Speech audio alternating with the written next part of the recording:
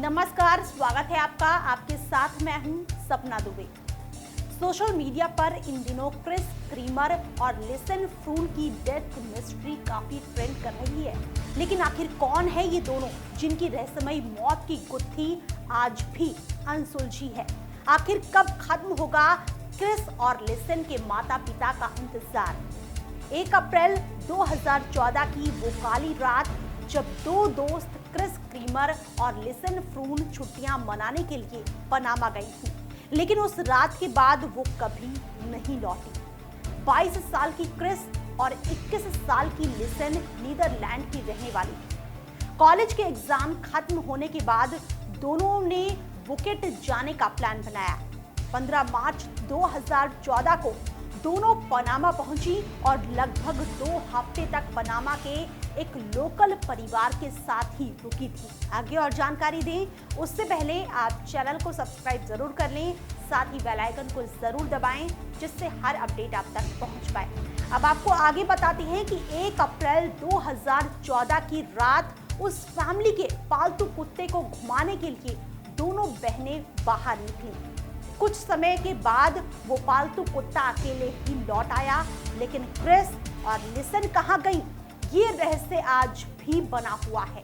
साथ रहने वाली फैमिली ने बिना किसी देरी के पनामा पुलिस को जानकारी दी। क्रिस और लिसन अपनी हर एक एक्टिविटी की जानकारी मैसेज के जरिए अपने पेरेंट्स को देती थी, लेकिन 1 अप्रैल 2014 के बाद वो सिलसिला रुक गया। घबराए माता पिता तुरंत ही पनामा के लिए निकल पड़े। पुलिस दिन रात एक करके दोनों को ढूंढ रही थी, लेकिन पनामा पुलिस के हाथ कुछ नहीं लगा। थक हार कर जब बेटियों का कोई सुराग नहीं मिला तो माता पिता ने ही प्राइवेट डिटेक्टिव हायर कर क्रिस और लिसन का पता लगाने की कोशिश की। क्रिस और लिसन के माता पिता ने बेटियों का पता लगाने वाले को $30,000 इनाम देने की भी घोषणा की, लेकिन फिर भी दोनों का कोई सुराग नहीं मिला। गायब होने के करीब 10 हफ्ते बीत जाने के बाद एक स्थानीय महिला को नदी के किनारे चावल के खेत में लिसन का पर्स मिला, जो कि ऑल्टो रेमेरो गांव के पास था। उस महिला ने तुरंत ही पनामा पुलिस को सूचना दी। साथ ही महिला ने बताया था कि कुछ समय पहले से पर्स यहाँ नहीं था। इसका मतलब साफ था कि किसी ने उसे छिपाने के लिए फेंका है।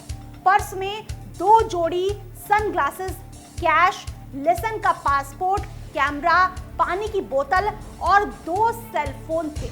हैरानी की बात तो ये थी कि सभी चीजें पूरी तरह से सुरक्षित और सही हालत में पाई गई थी, लेकिन इसके साथ ही क्रिस और लिसन के फोन और कैमरे में जो मिला उसने सभी को सकते में डाल दिया था। दोनों ही बहनों के फोन से पनामा पुलिस को करीब 77 कॉल्स किए गए थे, जो केवल 7 अप्रैल से 10 अप्रैल के बीच किए गए। लेकिन पनामा के जंगलों में होने की वजह से सिग्नल ना होने के कारण एक भी कॉल पुलिस को नहीं लगा था। इतना ही नहीं, कई कॉल्स गलत पिन कोड पर किए गए थे। पुलिस ने फोन के कैमरे को खंगाला तो उसमें कुछ हैरान करने वाली पिक्चर्स सामने आई। इसमें केवल 8 अप्रैल को रात 1 बजे से लेकर 4 बजे तक 90 फोटोज दिए गए थे, जिसमें काफी अंधेरा था। ये अभी तक अनसुलझा है कि आखिर इस तरह से घने अंधेरे में ली गई पिक्चर का क्या मतलब हो सकता है। जंगल के बीच में दोनों का सामान बिखरा हुआ था, लेकिन क्यों? एक तस्वीर में क्रिस के सिर पर चोट के निशान थे, तो क्या उन पर किसी ने हमला किया था? गायब होने के बाद लगातार 8 दिनों तक क्रिस और लिसन के फोन से होने वाली कॉल्स कौन कर रहा था? क्रिस के कैमरे में खींची गई सभी फोटोज मौजूद हैं, लेकिन 509 नंबर की फोटो कैसे डिलीट हो गई और किसने की? पुलिस इन सवालों में उलझी ही थी कि एक और चौंका देने वाली जानकारी पुलिस के हाथ लगी। नदी के किनारे करीब 33 हड्डियों के अवशेष मिले। बिना समय गवाए हड्डियों को डीएनए टेस्ट के लिए भेजा गया। वो अवशेष क्रिस और लिसन के ही थे। दोनों मर चुकी थी, लेकिन कैसे? फॉरेंसिक टीम की माने तो हड्डियों पर किसी भी तरह खरोंच के निशान नहीं मिले। दोनों की मौत एक हत्या थी या हादसा, ये आज भी रहस्य है। फिलहाल के लिए इतना ही। बाकी ऐसी और वीडियोस के लिए आप चैनल को सब्सक्राइब करना ना भूलें। आप देख रहे हैं नेट्रिक न्यूज, साहस सच कहने का।